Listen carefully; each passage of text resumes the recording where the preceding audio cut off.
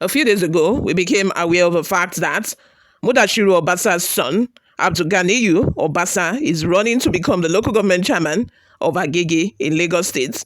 And yesterday, we got to find out the techniques, should I say the strategy in which, Obasa is using to make sure that, the son emerges unopposed to the position. You can imagine that he thinks he has the power. He thinks, is that popular in Lagos to the extent that other APC members would agree to step down for his son. According to reports, he told those people not to do billboard, not to do poster, nothing. They should just keep it on the down low until he gives them the go ahead to do so. And guess what? The next day, his son's poster and billboard was everywhere, and those people were shocked. I say, hey, politicians. They never ceases to amaze. It's so shocking that you're a speaker of House of Assembly in Lagos State and you want your son to be the chairman, your son that have not been attending meetings, that have not been participating actively in any way. They don't know your son, and all of a sudden you're bringing your son to come and become the local government chairman of Agege in Lagos State. How unreasonable is that? Anyway, I don't blame him. I only blame, those people who are there and they are opening their eyes like this wide open and they will allow him to, to do whatever he wants to do. I only blame those people. If they agree with him, I think they're at fault, not him, because they give him the laxity. They gave him the opportunity to do that. Before we delve right into the details of today's news, if this is your first time here or you have not subscribed to this channel, what are you doing? Please go ahead and subscribe. Also, leave your opinions in the comment section below as well. The report getting to us now is that Obasa is not only trying to impose his son, Abdulganiyu Obasa, to the position of chairman in Agege local government.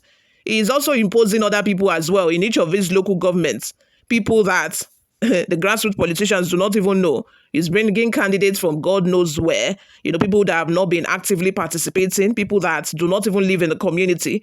Because for you to become the chairman of a local government, you have to live in the community. You have to, be able to, you have to be close to the people, so that you know the problems of your people and you know how to address them. But in a situation where you are an outsider abroad, you don't live in the community, you don't go know the kind of challenges that they are facing, how are you going to be able to resolve them? How are you going to be able to lead them right? Anyway, please subscribe if you have not. Give this video a massive thumbs up. Also, leave your opinions in the comment section. Without further ado, let's delve right into the details of today's news. The All Progressive Congress APC stakeholders meeting in Ojokuro, LCDA, Lagos State, ended in chaos on Monday over alleged imposition of a chairmanship candidate. The meeting began peacefully at 7 Ijaoye Street at 4 p.m. before aggrieved members stormed the venue in protest. Speaking after the disruption, one of the protesters, Mr. Olusegun Akinnoso Olawaye, said the meeting aimed at ratifying an imposed candidate with no ties to the council. He stressed that a chairmanship aspirant must reside in Ojokuro, have worked for the party and actively participated in the council politics. He warned that imposing an outsider with no electoral history in Ojokuro would have negative consequences. We are here to reject imposition. All aspirants deserve a fair contest to prove their political relevance, Oshun Olawale said.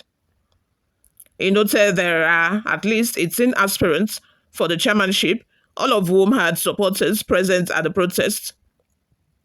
Mrs. Bola Ojetayo, another protest leader, lamented that party leaders often prioritize personal interests over the will of a people. She said the protest aimed to prevent installation of an unfamiliar figure as the next council chairman. We must not sell our seats to outsiders. A stranger cannot come and lead us in our own home.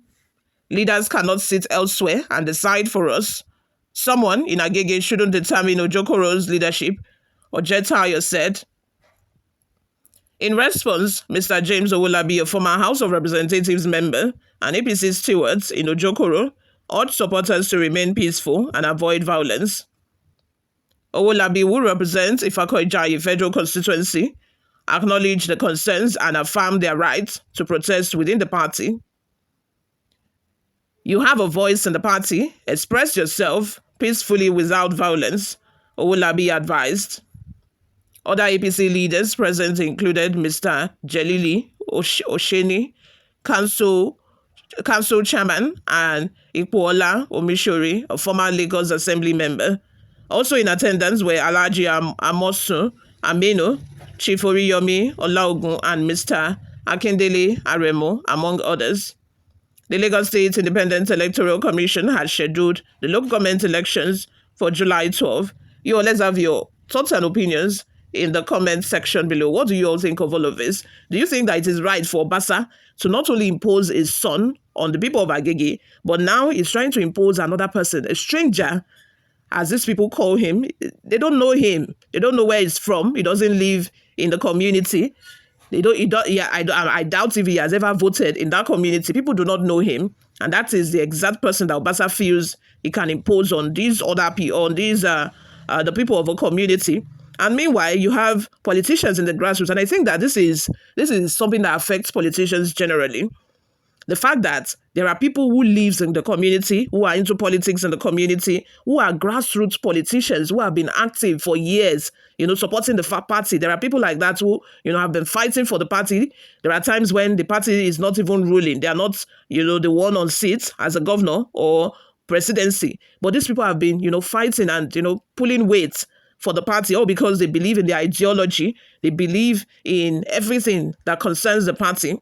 But when it comes time for, people to be fixed in various positions, then they remember that there are people abroad, people who are not even grassroots politicians, people who stay in Lagos, for example, or people who are diasporas, who just, want to come back home and delve into politics. They remember that they now have those kind of people. So when it's time for them to fix people into various positions, they now start picking abroad people. They now start picking people who are not based in the community, which I think is so very unfair on the community, on grassroots politicians. And I think that those are one of the problems that we have in this country. Because if somebody is a grassroots politician, it means that the person lives in the community. It means that people know him or her in that community. And it is very easy. If the person is not performing, they know how to deal with themselves if the person is no longer performing. And of which someone who lives in the community, for several years, who had lived in the community for several years, would know the kind of problems that the people of a community are facing, and will know how to tackle those problems.